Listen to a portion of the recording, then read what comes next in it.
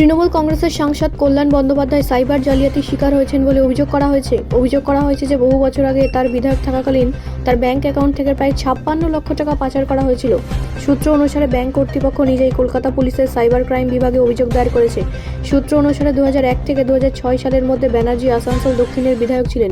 সেই সময় একটি পাবলিক সেক্টর ব্যাংকের বিধানসভা উপশাখায় অন্যান্য বিধায়কদের সাথে তার নামে একটি অ্যাকাউন্ট খোলা হয়েছিল।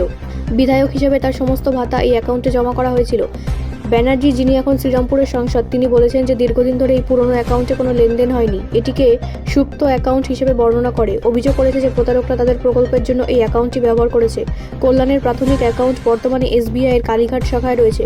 সংসদের দাবি, হাইকোর্ট শাখার ব্যবস্থাপক বৃহস্পতিবার তাকে ফোন করে জালিয়াতির কথা জানান। জানা গেছে যে সংসদের ছবি এবং মোবাইল নম্বর ব্যবহার করে 56 লক্ষ টাকা নিষ্ক্রিয় অ্যাকাউন্টের মাধ্যমে স্থানান্তর করা হয়েছিল এবং পরবর্তীতে পুরো টাকাই তুলে নেওয়া হয়েছিল। ব্যুরো রিপোর্ট, রাষ্ট্রীয় প্রসার বাংলা।